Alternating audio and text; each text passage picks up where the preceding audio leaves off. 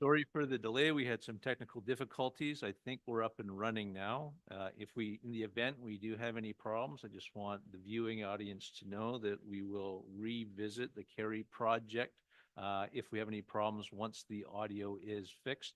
But we are going to continue on with this regular council meeting Monday, August 12th, 2024, and the time is now 5:27 p.m. We respectfully acknowledge that the land on which we gather is the unceded ancestral territory of the Silks Okanagan peoples and the Splatsin of the Secwepemc Nation. I'd like to have a mover to adopt that the August 12th, 2024 agenda for the regular council meeting be adopted as amended by moving section 5.5 to before 5.1, sorry, and that is the information regarding the dissolution of the Armstrong Heritage Society.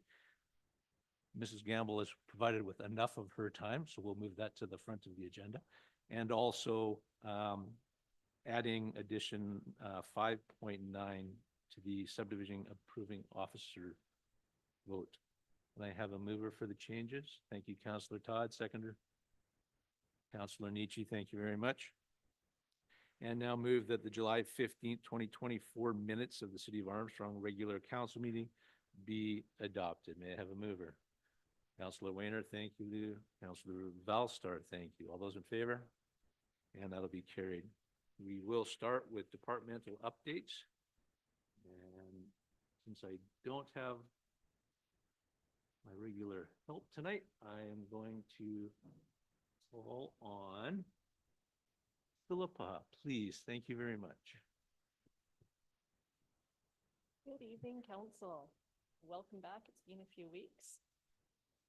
So in this past month, we, as you know, tackled our first joint council meeting with the Township of Swalimsheen in a while, and we worked closely with the township and our consultant to get that prepared and ready. And we are already working on the next one as well, just so we can keep things moving along for everyone. We also put together our lease for the museum and art gallery along with the finance department and made sure we had our proper advertising up for that, so we can get that motoring along as well. Registered those of you that are attending UBCM into your selections, so we're all good to go for that. So you won't be missing anything you really wanted to do. And we also reviewed the agreement with IPE. Communications was busy, as that little section always seems to be. I keep Emily rocking and rolling. So we had lots going out, lots of sharing of other posts. We also had the emergencies going out from the last heat wave that we had and the heat warning rolling into, yes, we have a fire, but we are watching it. At this stage, it is not affecting the City of Armstrong. So just to sort of cool everyone down a little bit, I know we absolutely had some concerned citizens. And we also had the announcement for our new officer in charge with the RCMP. So we worked with the RCMP to launch that all at the same time throughout the area, and that was kind of a neat thing to be able to do. It was exciting. And that's us at Corporate Services. Any questions for Philippa? Pretty straightforward. Thank you, Philippa. Moving along, Mr. Smith with the corporate services update. Nope, sorry, community services update. Good evening, Mayor and Council. Under community services, back the beginning of July, we had an extreme heat event that we worked with the province in opening up cooling opportunities within our community. We did receive approval and funding from the province of BC to extend the hours of the Okanagan Regional Library Armstrong branch. They were open for a total of 8 days over the two periods that we did see the extreme heat temperatures. They saw an average of 26 people per night. Hard to do a comparison to what that compares to in the past because they're not normally open in the evenings. So, but staff did feel that the the opportunity to provide that support to the community went over very well. They saw a number of people that they felt were individuals that were in need and were responsive to being able to use that support system. So we had a few little lumps and bumps in that, giving it our first try, but definitely something that we want to continue to be able to do. A number of our organizations within our community and stepped up and were in contact with the people that they normally network with their patrons and customers. And we're able to provide opportunities for them, and as well as also Parks and Recreation extended the hours of the pool and the spray park. We were given an opportunity through Red Cross. We've received 3,000 N95 masks, and those are for when we have smoke-related events within our community, we can just distribute those to community members. So we will post that information through various venues to get that information out to the general public. We did do that this past week and had a good response of people coming in and picking up masks to take advantage of that opportunity. So we're very thankful for the Red Cross stepping up and for providing that support to us. And lastly, Make Water Work. We are sitting in second place behind Kelowna, which isn't too bad. We definitely need to boost our numbers, but Emily's done a fantastic job of promoting the program. And that's really what it's key within the program, is bringing awareness on how we can effectively use water. We also have some promotional materials here. So we have gardening gloves available for the general public to be handed out. And we'll continue to participate in that program and strengthen the information sharing with our community members and their participation. Thank you, Warren. Any questions? I can't believe we've already had another heat dome emergency. I didn't expect that to be as quick after the last one. That climate is certainly doing odd things. Thank you. And I'll call Mr. Ackerman, please, for Public Works updates.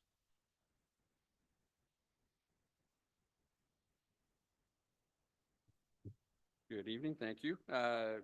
Some quick updates from Public Works. As you've seen around town, definitely lots of action going around with projects and construction season. We'll kick off just taking a look at our water situation. You can see the totals comparing June 2023 to June 2024. Overall consumption is trending lower than it has been in previous years. We have been in a good position this last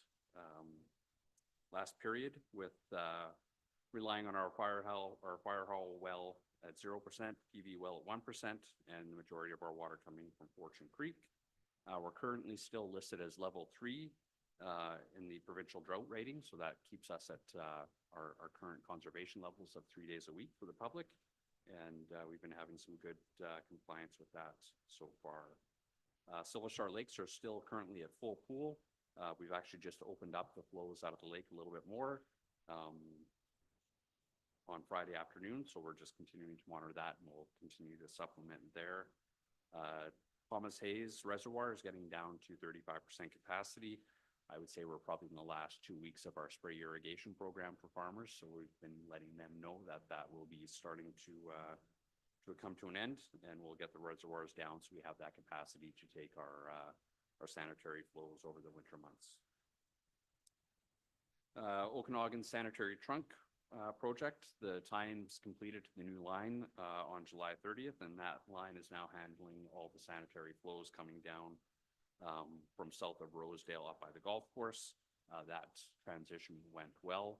The tie-in was, the bypass pumping was in place for about 2 hours, and then we redirected the flows, so couldn't have asked for a better tie-in there. You've noticed that paving crews are out there today. They did the first lift of asphalt to follow up and tie into the milling work that was done last week. We can expect the pavers back in town, worst case scenario, next Monday to do the second lift because we were a larger project that was unscheduled into their original work plan. We had to fit in amongst their program, so there is a chance that they may pop back earlier this week, but right now the date is for next Monday for that second lift of asphalt and full reinstatement there. Sanitary line replacement at the wastewater treatment plant started in July as well, last part. We're expecting completion here, hopefully the week of August 19th. We're getting halfway through that project this week, and we'll be into kind of the southwest boundary along the back of the lagoon starting next week with some vegetation removal and starting the line replacement there. You've probably seen some of the pavement markings at Pleasant Valley and Rosedale, in addition to some of the milling contours at Okanagan and Rosedale. So that is, I spoke about it briefly last council update, but I wanted to just kind of update council on that. So those intersections are scheduled for treatments here in mid-August. As you can see, the travel portions as you enter the intersection are considerably narrower than they have been previously. That is a goal to try and slow down traffic as it comes into the intersection, realigning the intersection so it functions a little bit, well, it functions as it's designed, it should be designed. So those improvements will be happening here in August. They are temporary in nature. We'll see if we get the desired results coming from those improvements. Those desired results include reduced accidents, increased pedestrian safety, and overall a general better flow of traffic through those intersections. If we need to make some adjustments to those temporary treatments, we will over the next 12 months. And then if that proves to be successful, we will look at adding those improvements to the 15-year capital plan as we do with other intersection improvements and look at some more permanent infrastructure with curb and gutter and upgrades of that nature. But this will be that first step, and we did receive some grant monies from Interior Health and Vision Okanagan grants. So that is assisting in those improvements. We did have a traffic engineer look at those intersections and come up with those recommendations for implementation.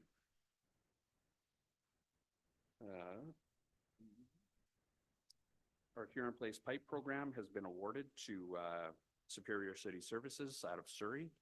So we're just currently working with the contractor to set up their schedule and move forward with that project. So there will be that taking place here this fall within the community, and we'll be lining just shy of 900 meters of our sanitary line on some secondary streets in areas where we're not needing to upsize the pipe in the future. So that work will be the first of many years of project of that. The other following projects that are still scheduled to go out for RFP, our stormwater system, doing a CCTV inspection of that infrastructure, our development cost charge bylaw, 15-year capital plan development, in addition to the subdivision and development bylaw update. And with that, I can answer any questions.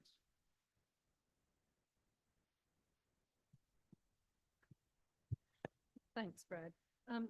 Brad, I did see the lines before they started grinding away the pavement at the corner of Okanagan and Rosedale. So there's a lot of space between, as you're going up the hill, that intersection there. Yeah. So what will happen with the extra? Is there going to be 3 lanes there with one turning to the right, one turning to the left? What's? So there will be, it'll be a standard 4-way intersection, and that area where No man's almost a land? merged lane, there Yeah. will be some tall delineators through there and some concrete barriers just to prevent traffic from entering that area. So you won't have that wide expanse of an intersection. It will be more formalized, and that will just become road boulevard. Landscape. Potentially down the road, we have the option to throw some planters in there and something better than no posts and concrete. Okay. Any other questions from Mr. Ackerman? Seeing none, thank you very much, Brad. Appreciate that. And next, the planning services update, we'll have Ms. Cordell, please.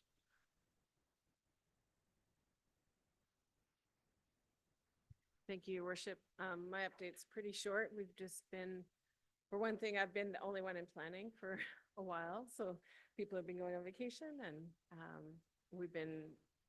I've been dealing with a lot of inquiries, and it's a busy season right now in planning. I think you'll see in the next month an uptick in building permits because we've been receiving a lot more building permits. They just haven't all been issued yet.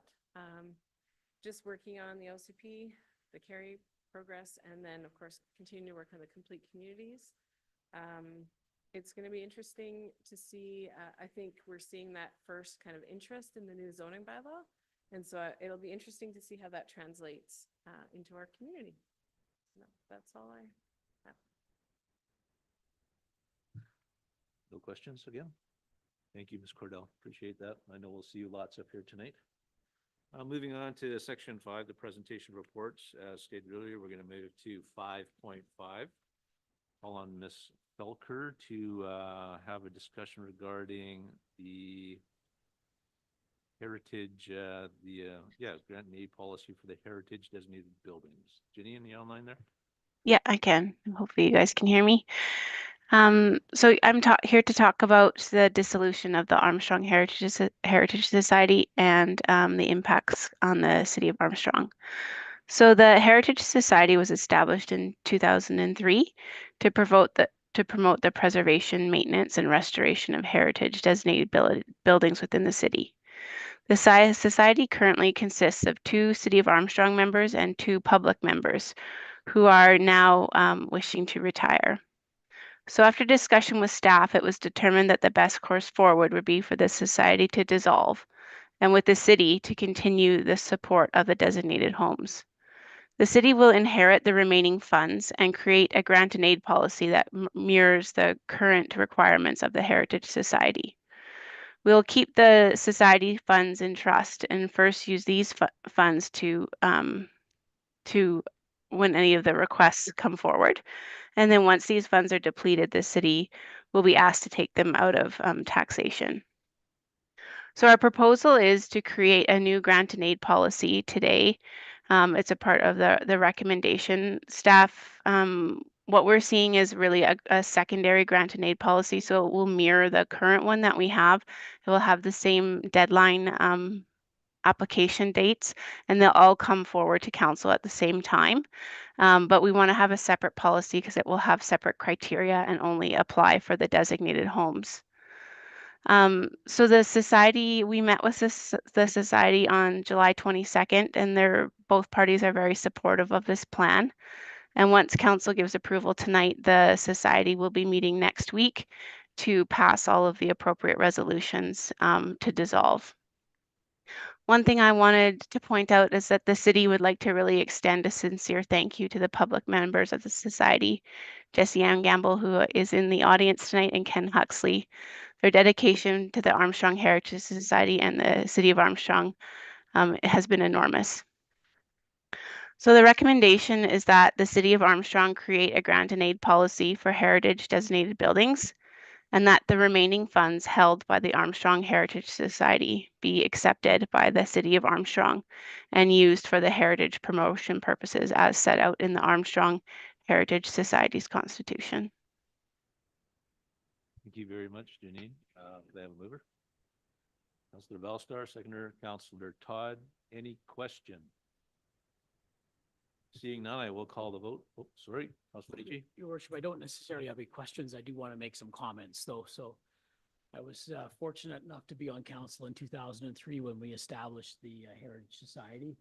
I was fortunate enough to work alongside Jessie Ann and Gail Salter and Ken Huxley as we sort of navigated the new world of heritage designation within the city. I started my passion for heritage conservation and understanding the history of our community started at a young age in Lenwood when Jessie Ann was my librarian and teacher at the school, and she certainly instilled that passion and for heritage, and so we hope that we carried that forward. We did some pretty great things on that Heritage Society. Before this society was formed, Jessie Ann, Gail, and others helped us to develop the city's coat of arms. That was sort of our initial foray, and of course we worked on museum projects and et cetera as well. But when we formed the Heritage Society, we developed bylaws and policies that really were essential in designating some pretty important buildings in our community as heritage. And the one story I want to remind everybody of is not necessarily a battle, but certainly the challenge we had on getting the school board to designate the Armstrong Elementary School as a designated heritage building. And I think that is truly the brick castle of this community, and certainly was worthy of the efforts that we put forward to make that, to designate that special building as a heritage society. And so although Janine mentioned it, I certainly want to reiterate my sincere appreciation to Jessie Ann and to Ken and of course to Gail for all of the work that you guys put into this project, and thank you personally for all the work that you did on the Heritage Society and your contribution to the community. So thank you.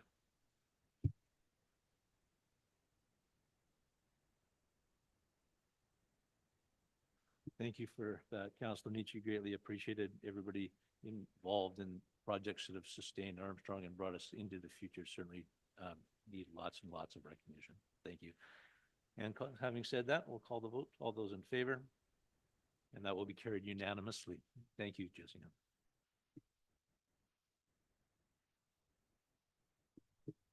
Next, we'll be calling on Warren Smith, Community Services, regarding Disaster Resilience and Innovation Funding Program.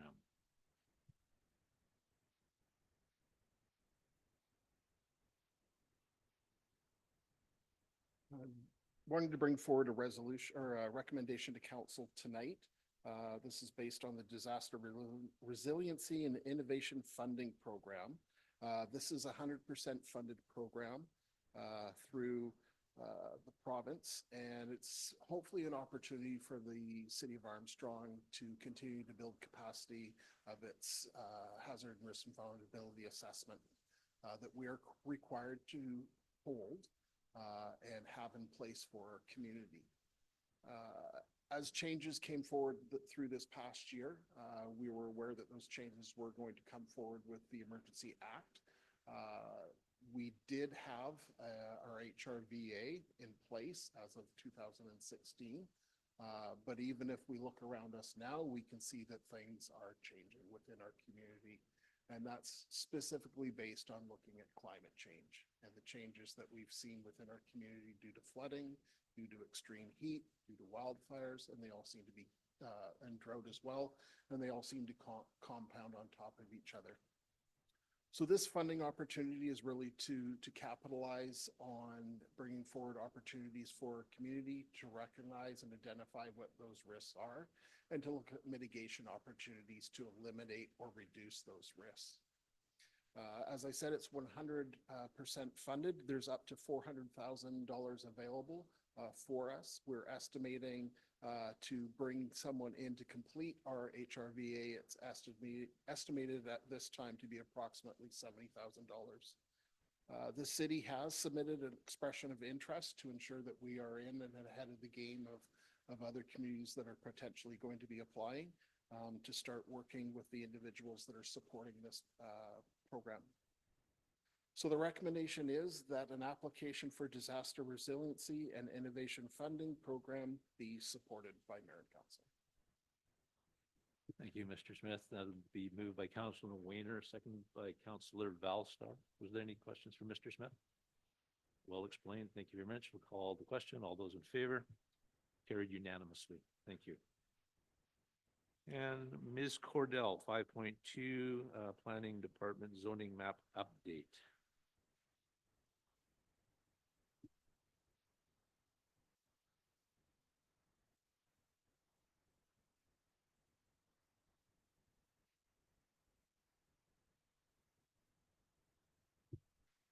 Good evening, once again, Your Worship and Council. This report presents an amendment to the zoning map for a property on Pleasant Valley Road, 2600 Pleasant Valley Road, that will bring that property into the closest approximation of the zoning it had before council adopted the new zoning bylaw. So when we went and brought the new zoning bylaw in, we had done a review of all the properties. as far as we can figure, when we did the first proposal, this property would have been fine under the R1 zoning, but when we made all the changes to the R1 zoning and then created the R2 zoning, we missed designating this one with that zone. So basically, this is something that the planning department missed, and we're looking to fix it in the zoning bylaw. It does allow slightly more density, 3 more units than it was permitted under the previous zone, but that is kind of right in alignment with the province allowing 4 units on every, so instead of 10, it would be 13. So we feel like that brings it into alignment. This site is going to be challenging, I think, for them to develop anyways because of its shape. So whether or not they can reach the maximum density will be seen when they come forward with the development proposal and any associated variances. So because this is a residential zoning matter, we are prohibited from having a public hearing under the new Local Government Act. So we are bringing it to council for consideration of first 3 readings and adoption tonight.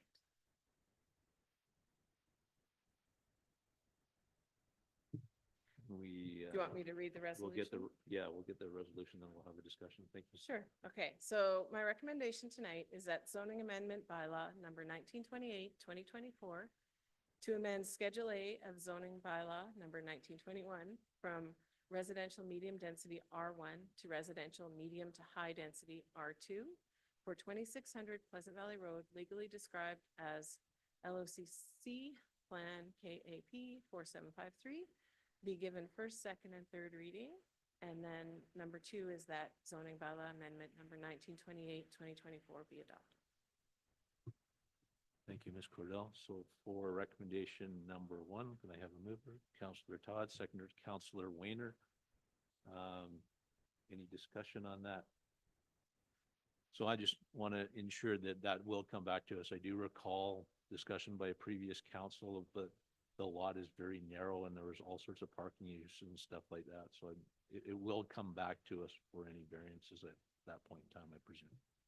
So your worship, I guess, yes, and it depends, if that is helpful. So anything over 4 units will require a development permit, which council will see.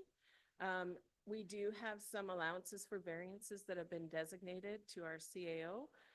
So if they came in for variances that fell within those allocations, you wouldn't see it. But if they come in for variances that are outside of what we've designated, then you would see it. But if they're bringing forward a development proposal with more than 4 units, you will see the development permit for sure. Thank you very much. Any further questions? Call the question then. All those in favor? And that will pass unanimously.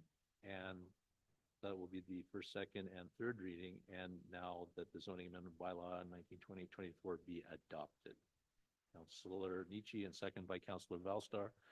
I assume no questions. I'll call the vote. All those in favor? Carried unanimously. Thank you, Ms. Cordell. And I believe you're still up. Next, we'll have the discussion on the carry option.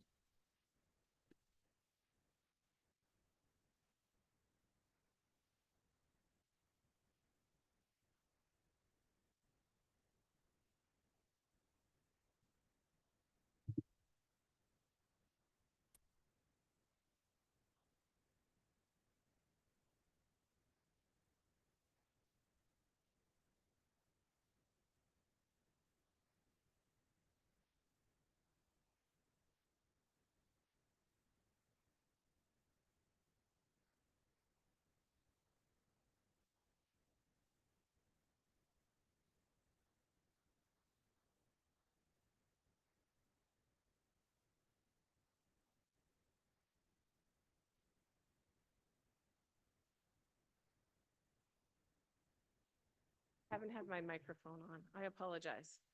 So that was just for people online, that was just introducing the presentation Jeff's going to present, and then I will present.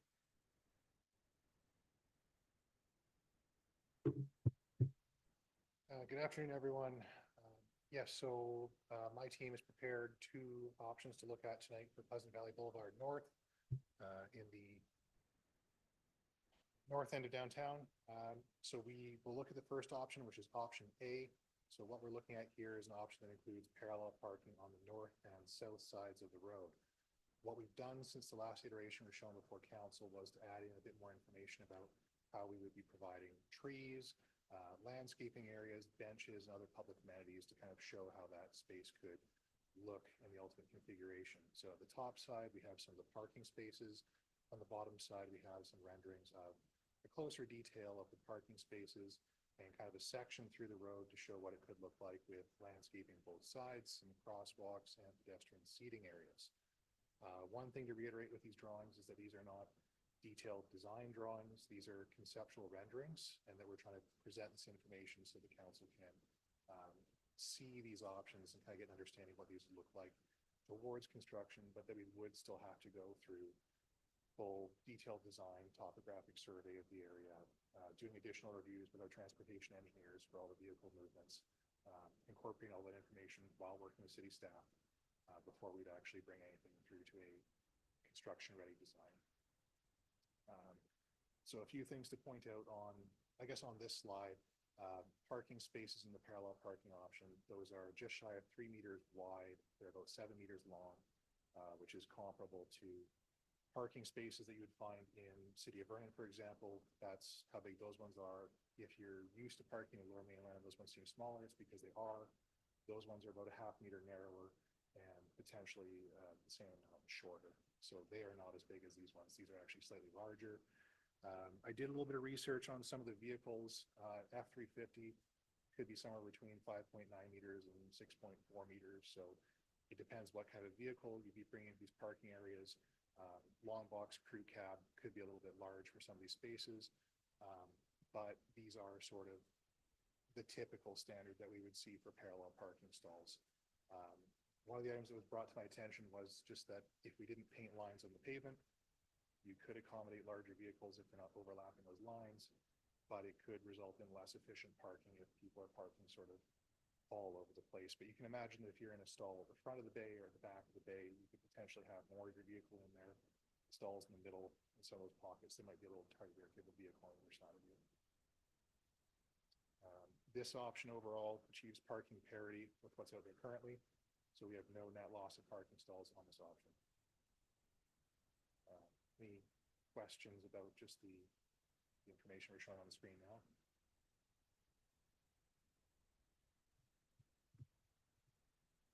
The only concern I have with that particular plan is the bottleneck at Okanagan, and just where there's only that, there's no option for a turning lane either left or right. It's just everybody's got that one lane, whether they're going in 3 directions. I just wonder if there's any kind of possibility of maybe having a right turn lane at Okanagan. It's something that we could look at in greater detail. What we're looking at right now is from the safety standpoint. So simplifying the intersection so you don't have so many places where a vehicle could be or could be turning from. And that's one of the challenges we find at the intersection of both Pleasant Valley Boulevard and Okanagan and at the other side with the mill, is that you have these very long intersections. If you stack up a bunch of vehicles, it's actually difficult to see there's someone in the right turn lane. So part of this is to try and improve the safety for these intersections.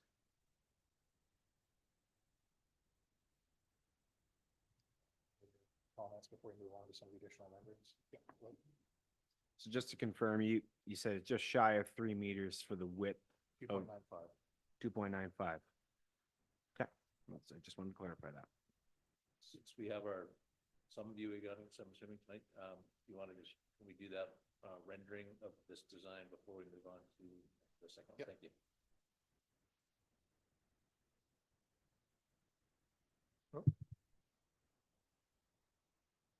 Yeah, so what we've done here is we've brought in some of the existing street view. A keen eye had spotted that some of our street view imagery is a little bit outdated. The storefronts might look a little bit different. We did bring in just some of the historic imagery that is available kind of on that Google Street View. But what we're trying to show here is sort of the amount of space that we could create in front of businesses. So we have a wider sidewalk in front of the businesses. We have a furnishing zone where we can have additional walking benches, tree plantings. Oh, sorry, I'm too tall. And we're showing some of the vehicles in the parking space as well. So one of the things you can see in the render that it is the one through lane there. The right-hand side is cars actually parked in the parking spaces. Those stalls are 3 meters wide, so they are a fair amount wider than a standard passenger car, which might be something like 1.8 meters. So it's fairly generous if you're looking at larger vehicles that have mirrors on the side of them, if you're having vehicles navigate down the center. Another feature that you can see here is that where the crosswalks are, we have these kind of bump outs there that can protect the driveways and the crossings. So people, when they bring out their cars, they're not driving across through a parking area. They can actually get out their nose into the traffic area. We're also showing some street lighting. It's a little bit tougher to see there, but we do have some decorative street lighting options along the roadway there as well too for pedestrians. Yeah, any questions about the rendering? We've got a little bike lock up there as well. Will there be raised crosswalks as well, or will they all be just flat? We definitely looked at the crosswalks being raised. I'd say that the mid-block crosswalk there to the Spirit Square is probably a good location if we did want to try something like that. It would give some additional visibility to the drivers, kind of create something that stands out a bit more so that when people are crossing the road, they have that greater sense of security that this is for them to cross at. And also when we bring those, the curbs out, it's a shorter crossing for people when they're crossing the road. So instead of crossing the entire length of a parking stall plus 2 lanes of traffic, they're now just really crossing that single lane of traffic when they're making that movement. Anything else before we move on to option B? Jeff, if I could just add, again, all of the items shown in the sidewalk are just mostly meant to demonstrate the amount of space on the sidewalk. And the final kind of layout of benches and a placement for businesses to put tables outside and bike parking and everything would come through the design drawings. But these are mostly to show you that doing this gives us a lot more space so that we can have some of these things on our sidewalk. I also think it's really important everybody recognize this is not the design. This is a mock-up. Whichever one we approve tonight, they will take back and then construct and design and give us all the measurements, and then we'll know exactly what we're getting into, and we have the ability to make changes at that time.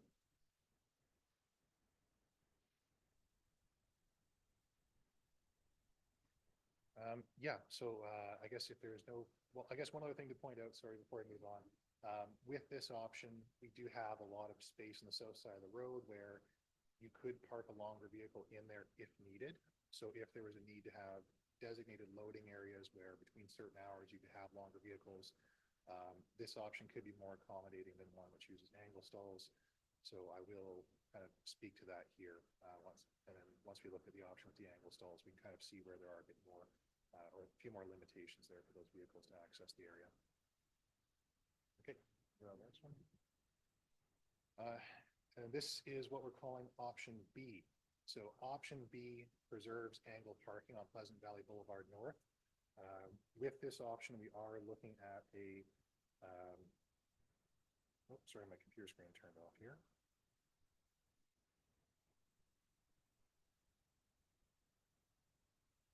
So we are looking at a net loss of 17 parking spaces on this angle stall option. So we go from 49 spaces to 32 spaces. Now, what's driving a fair amount of that parking loss is that we are having to reconcile the drive aisle. So when we come in from the intersections on the east and west side, you can kind of see that the road does a little bit of a chicane down to the south side of the street to create the angled parking stalls above it. We need to have the entries and exits of that that lane where they are to align with the other sides of the intersection. So that's kind of driving some of that area where we don't have parking spaces at the eastern and western ends as shown here. One of the other things is that when we're bringing out those driveways, we're bringing out the driveway crossings. Those are also kind of sitting where there are some parking spaces currently. So currently there's some paint markings that kind of shoehorn them in between driveways, where if we go to the more modern standard with the protected driveway crossings, it's tougher to kind of squeeze those in between those driveways, especially towards the east end of the street. The The other thing I'd point out is that if we do have vehicles that are coming in to do loading or unloading, it'd be more challenging to get them on the street here. Parking them on the south side would block the travel lane essentially, and bringing them into those parking pockets with angle stalls would be challenging if they're longer than somewhere in the neighborhood of 6 meters. These parking spaces, the short leg on them, I guess they've basically got two legs. One side is 5.7 meters, the other side's 8.6. But the easy way to put it is that they're as big or bigger than the angle stalls out there right now. The angle stalls out there right now are sized to permit a 6-meter long vehicle, which is actually written into the City of Armstrong bylaw, that vehicles larger than 6 meters are not permitted in angle stalls. So some of the landscape features, we are maintaining the same amount of street furnishing area on the north side of this option as we are for option A.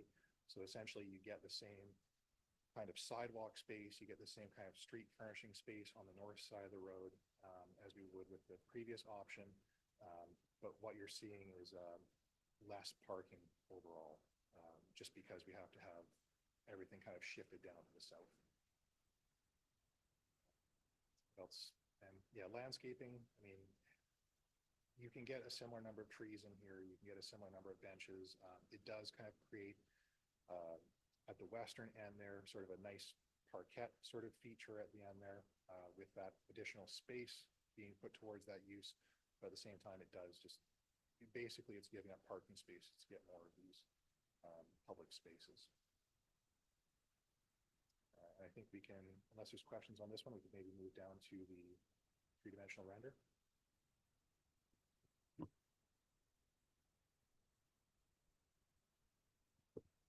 Okay, to speak a bit to the 3D render on this one, we can see that travel lane is kind of shifted down to the south side. So the vehicles are traveling along there. We have the angle stalls. That car, I've been told, is to scale. So these are quite long, quite deep. The street furnishings that you can see on the left-hand side of this image, though, I mean, they're roughly comparable in terms of what we can fit in there with the amount of space. You can fit in the same amount of trees, the same amount of benches or seating for restaurants and cafes and that sort of thing as with the previous option. It really is the road that we're seeing the big difference on, and how we can actually use that space given the constraints of the intersections on the other side of this. Through your worship, sorry, Jeff, if I may add, just, I mean, that we followed council's direction on that, right? To do exactly the same, but put the angle parking in. So I would say they're almost identical with that, meeting that goal of council's request.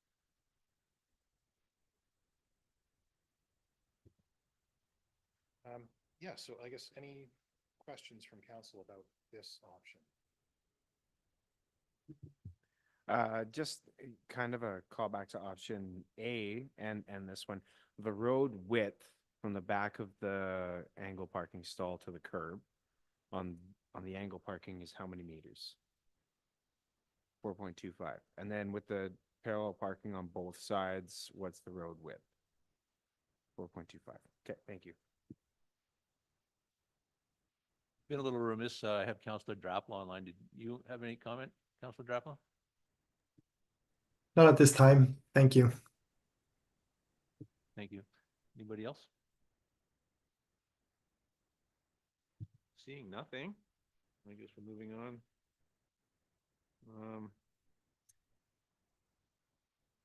Jeff, do you want, we have one more. Sorry, we had one more at the end here, so sort of like a lower angle shot. This one is option B, it looks like here. So it's kind of a low angle shot looking at sort of what that space could look like. This is the intersection of Okanagan and Pleasant Valley Boulevard North, with some features around that existing large tree. You can also see in the background, again, just some options. These are not set in stone, but a decorative fencing option along the CN rail track there.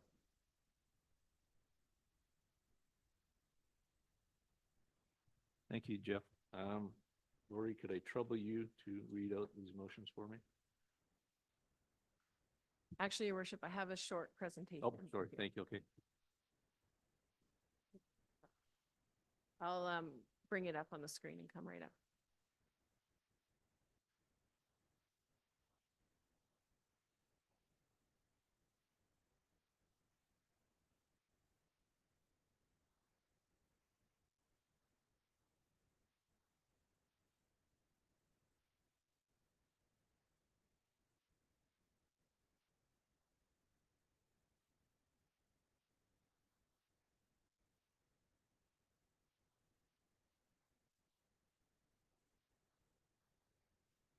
Thank you for that presentation, Jeff. So what I just wanted to quickly remind us of is just the context a little bit, and then walk us into a place where I have a few recommendations that maybe even go beyond option A and B, so that we can look at moving the project hopefully into the next phase. So again, I'm just taking us back to our objectives. We're looking at enhancing safety, creating public spaces, improving our landscaping, implementing our active transportation plan, doing some wayfinding signage, and then integrating where the rail trail comes into town and connecting it through the community as our active transportation plan shows. So just to kind of put that high level perspective onto what has driven some of the decisions around, say, not having as many turning lanes at the lane ends and those kind of things. This was council direction at the last committee of the whole meeting, which was to bring back that second option that shows the angled parking and includes a detailed streetscape, which I think the consultants have done for us nicely. I feel like the three-dimensional renderings really show what it could be, and I think that those are the visuals that we were really missing as we went into the first phase. We were hoping to be able to get direction and then render one instead of two, mostly for efficiency. So those are kind of the two options that we're looking at. You're going to see that staff is recommending that we move forward with option A. And I'll walk into the reasons for that in a second. And then again, this is what Jeff just showed us of how nice our street ends could look like. So let me start with that we're recommending option 1 or option A. We feel that this design provides a more spacious and safer street for both the pedestrian and the vehicular users. We feel that it meets our goals of improving the appearance and the function of this section of the street. So again, this is only for Pleasant Valley Boulevard North. We're not talking about any of the other sections of the road. This also is a way that we can make improvements and not lose any parking. It is also preferred because when we switch to one lane, now when people are pulling out of the angle, they're backing into the only travel lane. So it's a little bit more disruptive than when we had 2 lanes. And we further reduced some of the sight lines and increased our safety concerns on these sections. Now, we have also run over the designs with our working group that we had, and they were supportive of moving forward with this. I think everybody's interested in getting into what some of the details can look like, but again, that's the next phase that we'll be moving into. We are also requesting that we get council direction to move into this phase that we've just done, the 3-dimensional renderings, for basically from where the rail trail comes into town through Pleasant Valley to Bridge Street, to here, basically, so that we can have a look at what that would look like. That would mean leaving the angled parking and integrating these other options with the angled parking left and seeing what that looks like and how it would function. This is a grant-funded project, so we have grant funding to do these design concepts. And we really feel like we would like to be able to show you what this could look like. This won't commit council to anything, but it will allow us to see what the possibilities. And we think, of course, we've just adopted this new active transportation plan. It also implements some of the core sections of that. The other piece that I would like to be able to move forward with, just the 3-dimensional renderings and exploring what it could be, is looking at transitioning some of that parking lot beside the Wild Oak into a potential downtown park. This would include maintaining some of the parking. We've had a lot of requests for a public washroom downtown, so that was already considered in that design. It would also maybe provide some way to expand some of the markets and the events that we have downtown. We'd like to move forward with the signage, the welcome and the wayfinding signs. We've heard from some of the businesses that this is actually more important to them than some of the streetscape improvements. So we'd really like to be able to bring those forward to council to review. And then to go along with some of these changes, we'd like to explore a downtown parking strategy. We have cash in lieu, a requirement for cash in lieu if somebody can't provide parking downtown in our zoning bylaw already, but we do not have a fee for it. So we can't charge it. So I'd like to move forward with exploring what that could look like and bring it back to council for conversation. And then if we're looking at expanding our sidewalks to allow businesses to come outside, I think we just need to look at what our policies are around sidewalk cafes, bringing out merchandise, all the things, letting businesses basically flow out into the sidewalk to be able to expand their business. And then in the downtown core only, I'd like to explore speed changes. So a speed reduction to 30 kilometers, particularly, well, for a number of reasons, but one is if we're leaving some of the angled parking and we're going down to one lane, I think it'll create a bit more congestion. So we want to make sure people are being slow and careful. And because we're looking at focusing our downtown on people, we want to look at a truck route that takes some of the big trucks out of Pleasant Valley Boulevard. So those are kind of the bigger picture recommendations beyond just the option A and B that you're considering. So what the next steps for this, if council supports this, would be that we move into engineering design on Pleasant Valley Boulevard North. That would come to council probably, and I didn't discuss this with Jeff before I came in, but spring of 2025, let's say. Looking towards how can we get into the capital? And if we can push that sooner, great, but I didn't want to commit to sooner. I'd like to bring back 3D renderings and signage information for council review in the fall, maybe late fall. I'd like to continue providing project information to the community, meeting with, say, the chamber board. We've been talking about having a meeting with them, continuing to put out materials so that the community can understand what we're talking about. And then I'd like to bring back in the 2025 council strategic priorities to see if we want to consider work planning for the parking strategy, our policy development, our speed review, all of those pieces. So even though I'm asking for direction to move forward on these things, council will have additional opportunities to really set budgets and decide if we're going to do them and what they look like. So all of that to bring me to the recommended resolutions. We've set them up individually. There's no and furthers. Do you want me to go through them one at a time, Your Worship? Okay.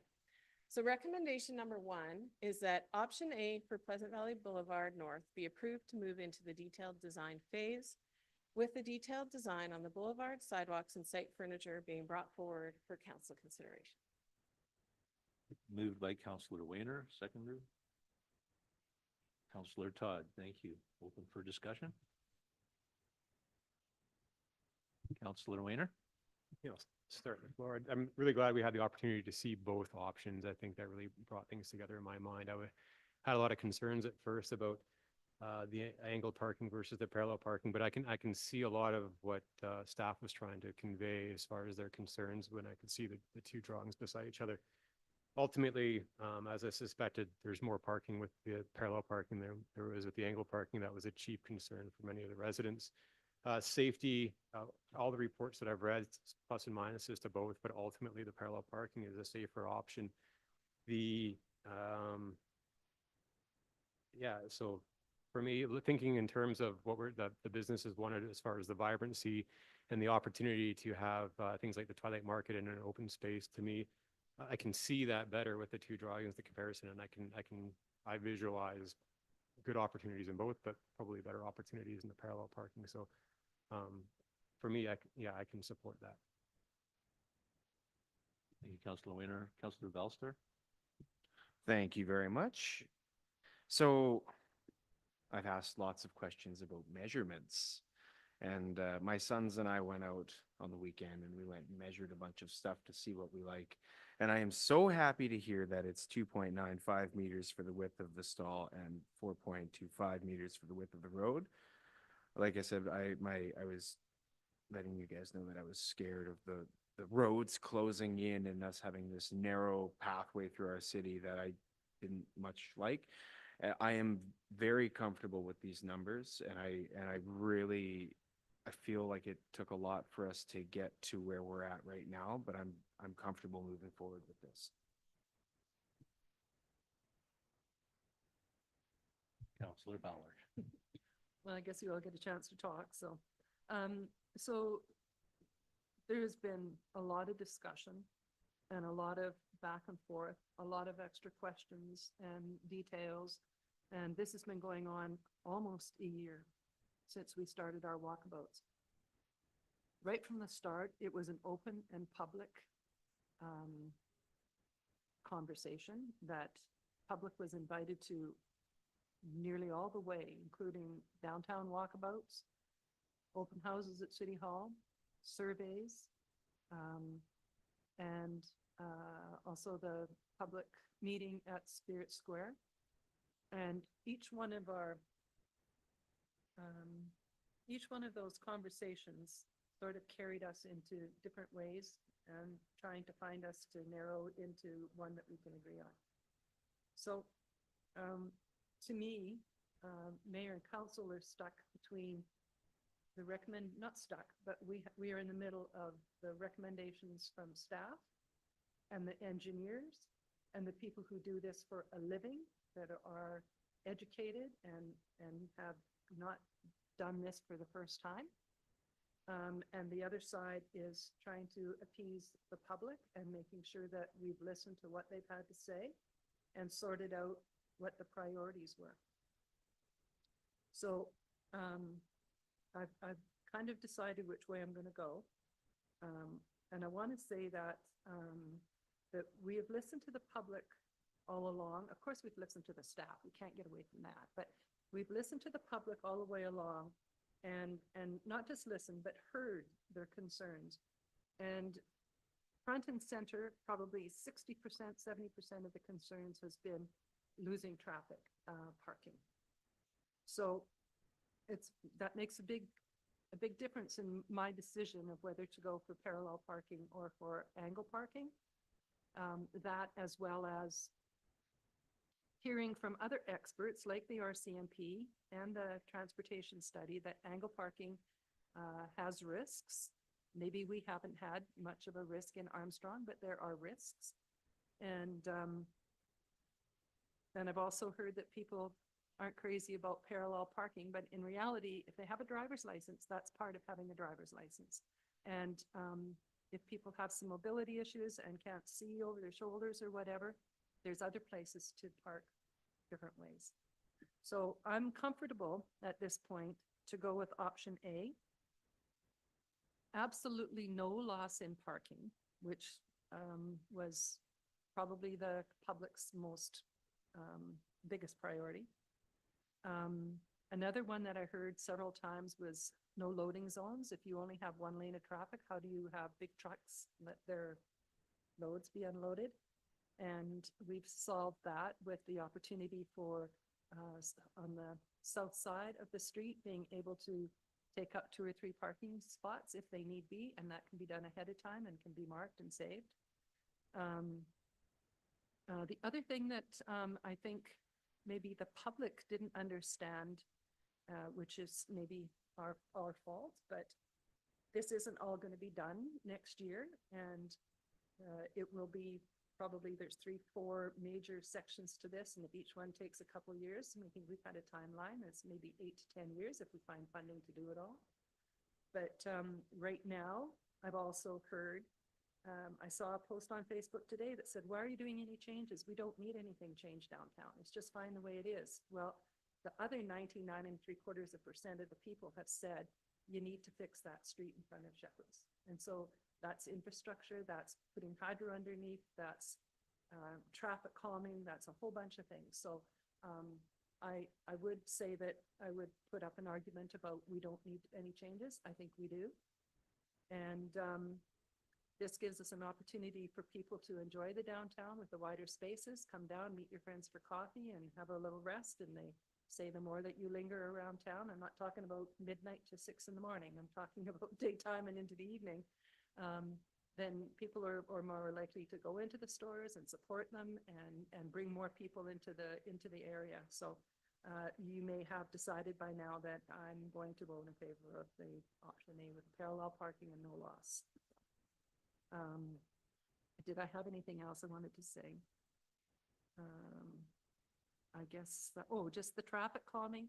And Lori has already mentioned that, you know, you might, when we get to the intersection, I think you're saying about the intersection that could pile up there a little bit, but we're also taking the big truck traffic out of there. So probably there won't be the trucks that are driving across the tracks going to Pinnacle Pallet. Probably we won't need to see the gravel trucks and the semis and the logging trucks and whatnot go down through town.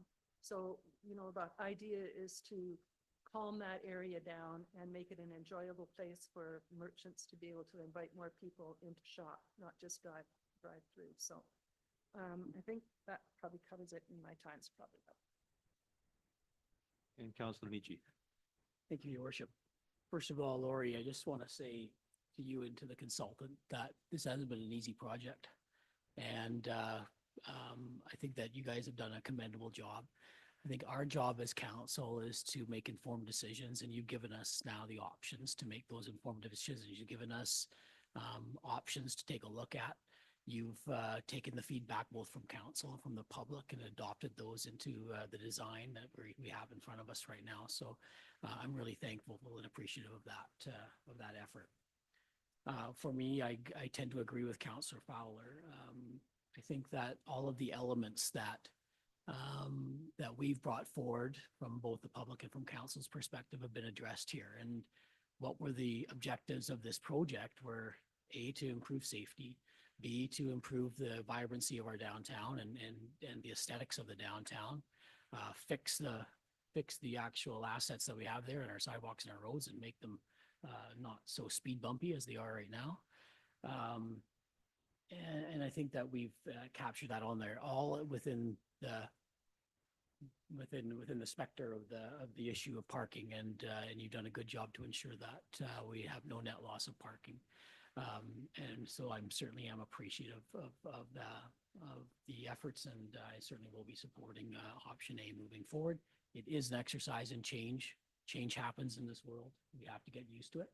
And I think this is a progressive change that is for the betterment of the community moving forward. And so I certainly am supportive.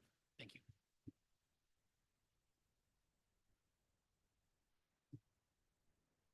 Councillor Dropla, did you want to speak? Thank you, Worship. I don't have much to add to what other people have said. Again, a huge thank you to staff for kind of honoring council's requests and bringing back all the information that we needed. And I think what we have with option A is a really good kind of consideration of everything we've heard from all the public consultations. I know it's not going to make everyone happy, but I think we've done a good job of getting to a place where most people can appreciate what we're trying to do. Thank you. I would just add, I did go and talk to several of the businesses that are in that block that is being affected.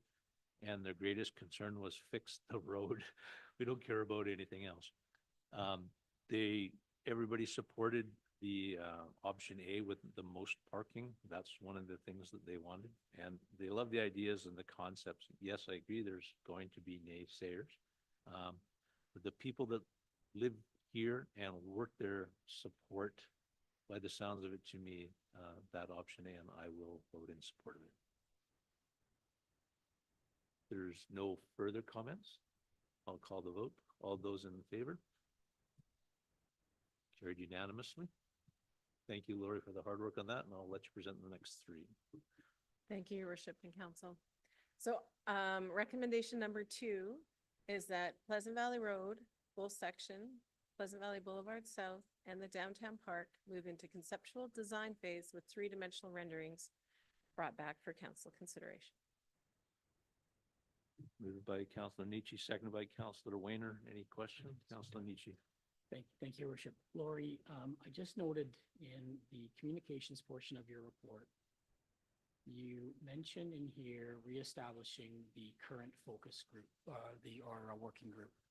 Yeah, reconvening the current working group.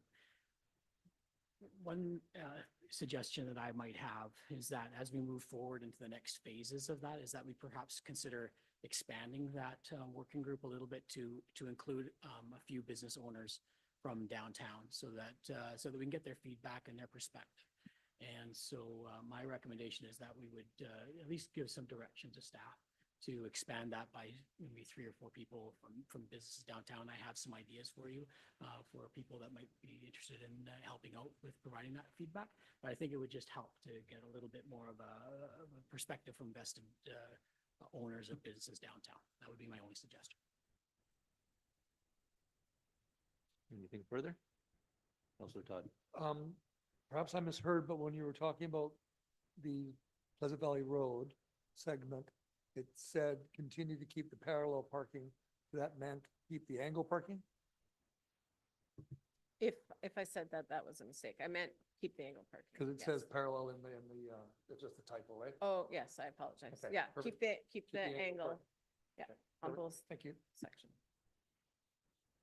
Thanks, Lori. I just wanted to clarify, I know you've said it, but I want to clarify that this doesn't mean that we've made any of the changes as to parking or anything. We're just going into the conceptual drawing. The first recommendation has changes. These next ones don't yet.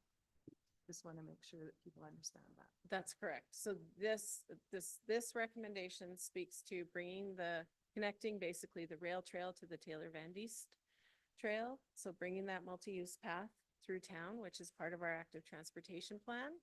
And it looks at that park in the parking lot, the potential for that park. And it looks at just bringing those 3-dimensional renderings so that we can see what that would potentially look like to help council then talk about making a decision. But the only way that parking would really be reduced at all in that option would be, there may be some slight impacts to the parallel parking across from the post office. But when we had the team look at it, we were able to keep some of it. So it just depends on the steepness of the slope on the bank with the rail line. And then we may even be able to add some parking on Pleasant Valley Road,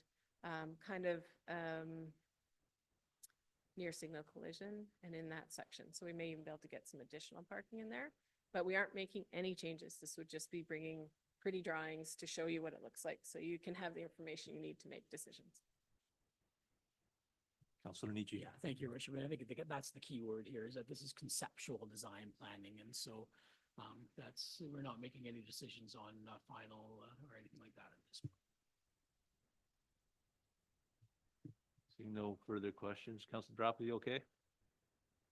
All right, I'll call the vote then. All those in favor? Carried unanimously. And number 3. Thank you, Your Worship. Number 3 is that staff include in future work planning the development of a downtown parking strategy, a cash in lieu of parking fee, and a sidewalk patio policy. Moved by Councillor Weiner, seconder, Councillor Todd, thank you. Any question there? Seeing none, I will call the question. All those in favor? And that will be carried unanimously. All right. Number 4 is that staff explore the introduction of speed changes, a truck route to reduce large truck traffic through the historic downtown, and a truck route to reduce large truck traffic and work to improve safety of the angle parking on Pleasant Valley Boulevard. Great, Councillor Fowler and seconder with Councillor Weiner on this side. Thank you. Any question there? Seeing none, I'll call. All those in favor? And this too will be carried unanimously. Thanks for your hard work on that one, Lori.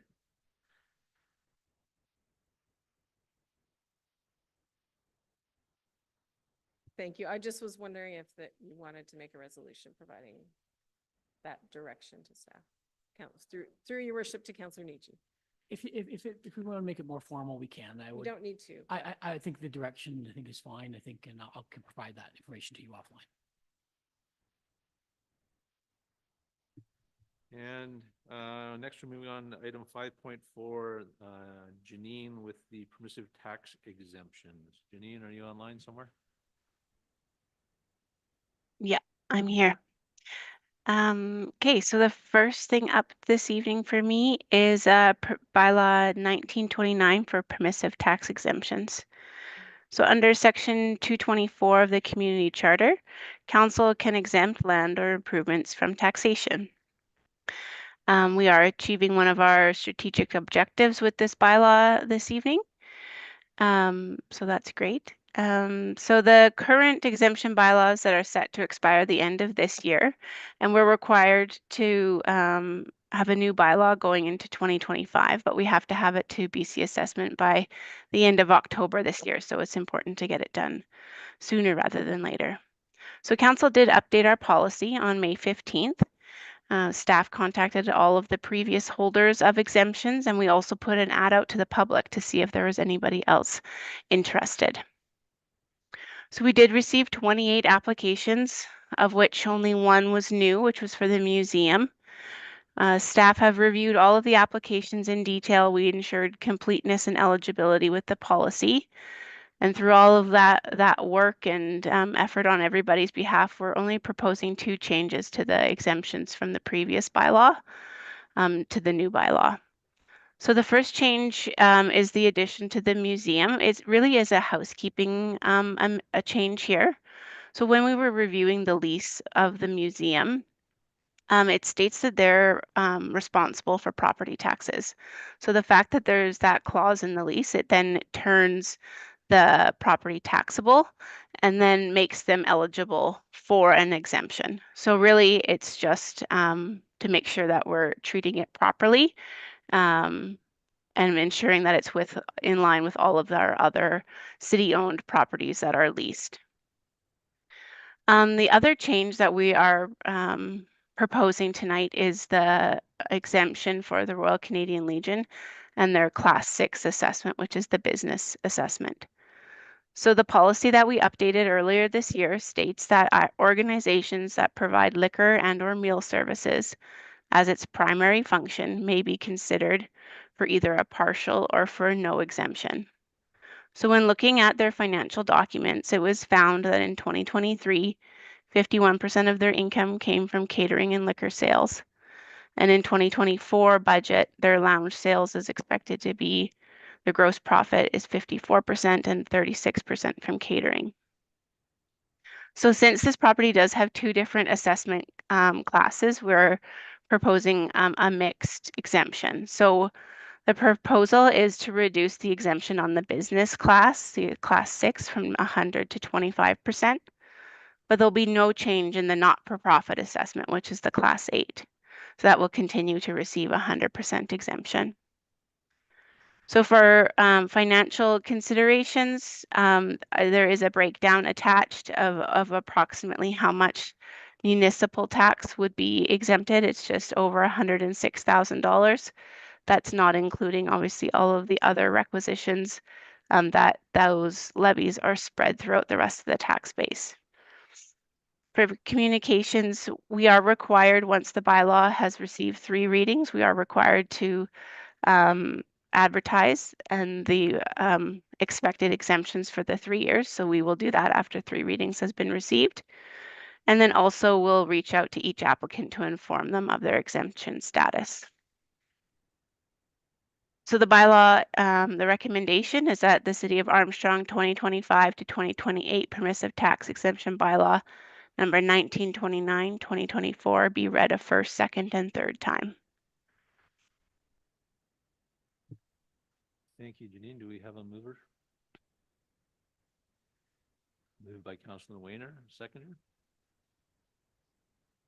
Sorry, thank you, Councilor Fowler. Questions? Please, Councilor Wayner.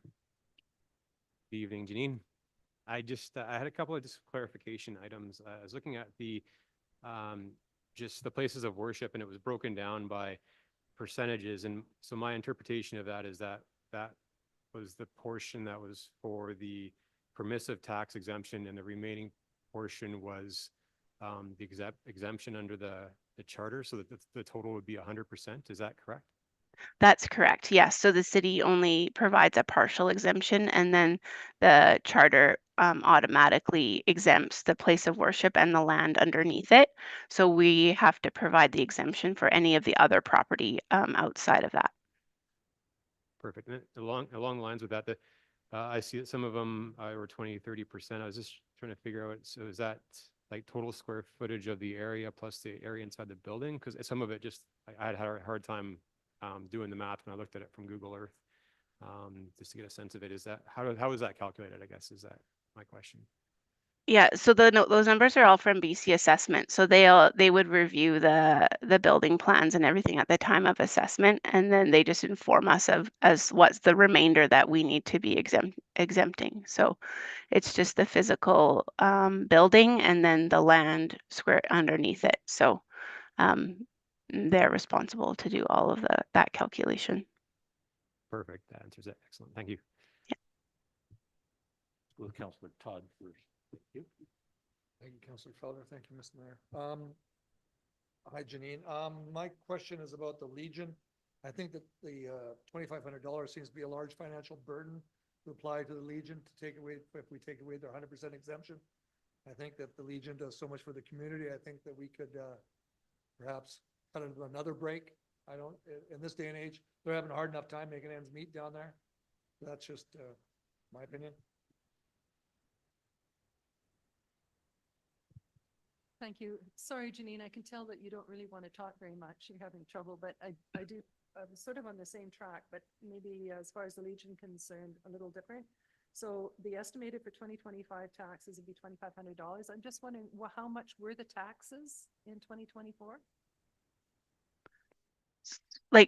So they didn't pay any property taxes in 2024 at all. So it was 100% exempt on both of the assessment classes.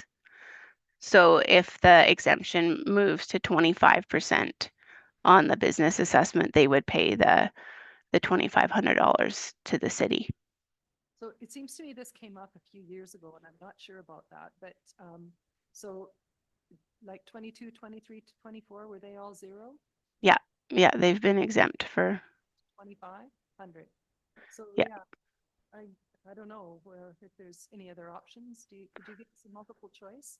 Yeah, I mean, so council can choose to do whichever. So you can increase the exemption if you'd like. You can go back to what you originally had, which was 100%, or you can taper, like you could do 50%, or so it's your choice. So staff, we recommended the 25 just because it's obviously still is more than what their sales is saying. But again, we recognize that it would be a bit of a change. So yeah, council can do 50%, 75%, 100%. It was just, we were trying to interpret the policy to the best we could. So I understand that and I appreciate that. I think it's quite a jump, especially when they haven't planned for that and they've maybe had a couple of fairly good years, but that doesn't mean it's going to continue and the money has to come from somewhere. So I'm sure that's not listed in their bylaw where the money's going to come from, but if we could list in the bylaw that we could take a better exemption, I'd sure like to have discussion on that for sure.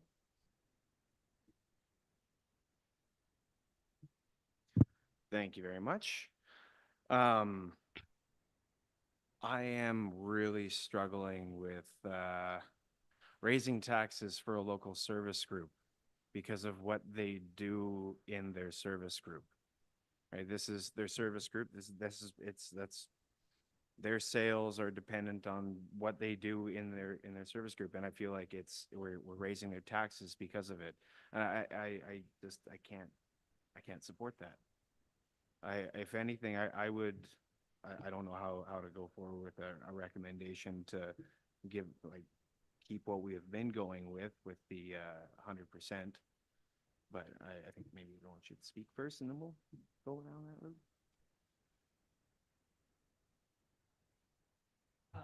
No, Your Worship, I would certainly support a 100% exemption to the Royal Canadian Legion. I think the benefit to the community is far outweighs the $2,500 that we collect, given the amount of groups that they support within the community, from grad bursaries to several other great projects in the community.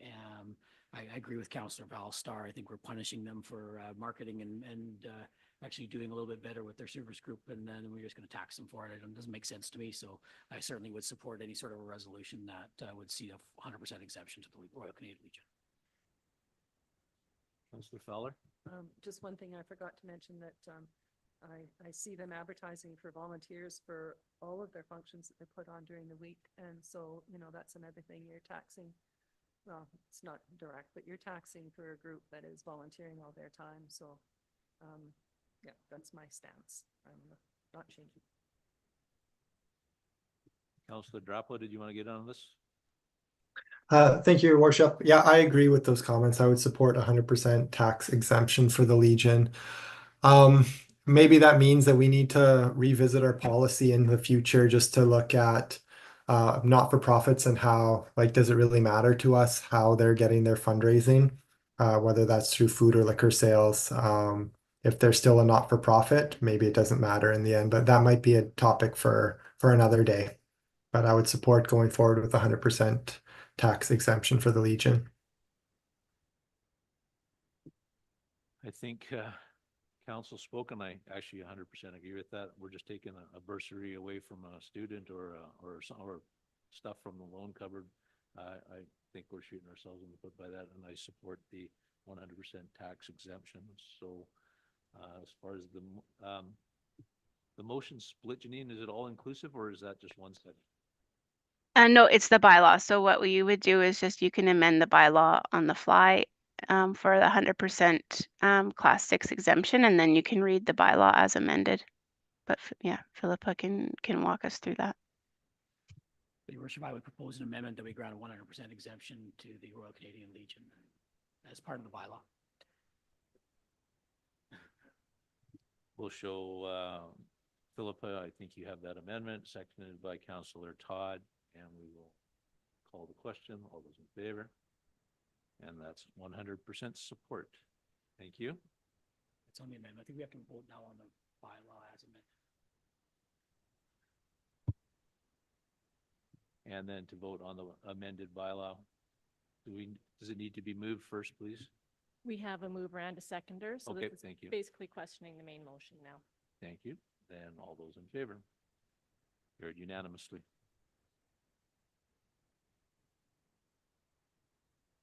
And moving on to 5.6. And Janine, you're up again with the Spell Machine Armstrong Fire Service Commission. Yeah, thank you, Your Worship. So under the intermunicipal service agreement, it states that the manager will prepare financial reports on a quarterly basis. Due to the Fire Commission not meeting at this time, staff has brought forward the required analysis to council for your review, and then the report will be sent to the township. So really everything overall from June 30th is within expectations. Just a note that the budget that's being used for the analysis is the updated budget that was presented to our council on July 15th and approved. We're still waiting to hear back from the township with Spell Machine. I believe they're meeting next week. I do have a couple small notes included on the memo for anything. If council has any additional questions, I'm happy to answer, but really everything is looking great for the Fire Services Commission at this time. Great. So the recommended. Sorry, I can read the recommendation. Sorry, that the variance report as of June 30th, 2024 for the Armstrong Spall Machine Fire Services Commission be approved and forwarded to the Township of Spall Machine for their information. Moved by Councillor Todd, second by Councillor Fowler. Any questions? Seeing none, I'll call the vote. All those in favor? That will be carried unanimously. And 5.7, the Canada Community Building Fund Agreement. Jenny? Thank you. So this is the Canada Community Building Fund provides the City of Armstrong with predictable and flexible grant funding. The new agreement has been negotiated with the federal government, and a new grant agreement is required to be signed between the city and UBCM. So the funds from the Canada Community Building Fund, which used to be called the gas tax, is probably more widely known as that. It can be spent on a variety of projects, though most of them need to be geared towards the purchase or construction of capital assets. I have included kind of the list of categories that are eligible. But during budget, council always sees how we're spending the gas tax or the community works funds, and we will be sure to identify the projects again going forward. The allocations for the first 5 years have been released. We've finally reached over 300,000. We were just under 200,000, or just under the $300,000 mark in the previous agreement. So that's great. When we receive the funds, we put them in reserve and they earn interest. And then once we start the capital projects, we go from there. So the the recommendation is just that the mayor and corporate officer be authorized to sign the 2024 to 2034 Canada Community Building Fund Agreement. Thank you, Janine. Moved by Councillor Fowler, seconded by Councillor Todd. Was there any question? Seeing none, all those in favor? Carried unanimously. And finally, 5.8. Thank you. This one is the cemetery update. So the city received a letter and report from the Township of Spadmachine regarding a requested change for the budget, along with a financial update up to 2020 or up to June 30th. The financial results up to June 30th are well within our expectations. The township is requesting a change in the budget for the cemetery for 2024. This really is a housekeeping change that ensures that the purchase and then the subsequent sale of grave markers is accurately recorded. And since there's no impact on the operating contribution required by the city, the staff is supportive of the change. So the recommendation is that the 2024 to 2028 Armstrong Spadmachine Cemetery Financial Plan be amended to include an additional $15,000 for the sale of goods and the cost of goods sold. Good mover, Councillor Todd, seconded Councillor Nietzsche. Any question there? Seeing none, I will call the vote. All those in favor? And that will be carried unanimously also. And for a different speaker, Ms. Actually, I'm not sure who's carrying this one. Regarding Ms. Cordell, is that you, Philippa? Thank you. Good evening, everyone. My apologies for the late addition. This one is for our subdivision approving officer, and best practices, it's ideal to have two. This is a position that is required under Land Title Act. And there is also a time limit when applications come in. We only have a certain time frame to push them out. So our current approving officer is Dawn Lowe, but when she is absent, we have no way to continue business. So we would like to ensure that the municipality is able to carry on with what we need to do as far as our applications and development is concerned. So I am recommending that Lori Cordell, Manager of Planning Services, be appointed as Deputy Subdivision Approving Officer. Great. That was moved by Councillor Wayner, seconded by Councillor Ballstar. Was there any questions? Not sure. All right. I will call the question then. All those in favor? And that's carried unanimously. Thank you. Moving on, we had some correspondence from rural communities just thanking us for our input and realizing what's going on. They're able to get their paperwork done and move forward with that process. From the Honorable Ravi Cowan on our First Nations Leadership Council. Yeah, anyways, just acknowledge receipt of that. It's going to come up again a little later tonight. And then also from the Okanagan Sterile Insect Release Board, Councillor Fowler, would you like to speak to that at all? I'm listening. Yeah, it's pretty self-explanatory. They knuckle down 2 hours of chit chat into a one-page review of what was going on. Lots of things going on in the industry right now. With apple orchards and packing houses and so on and so forth, but we're just going day by day. And without apple and pear industry, there won't be a need for sterile insect. And the old mantra is, if there's no sterile insect, they'll go back to spraying, where we reduce sprays in our water, in our earth, and our air by 92 down to about 88% annually. So it would be a real shame to see that all happen, but they don't have packing houses, and we keep getting this crazy weather.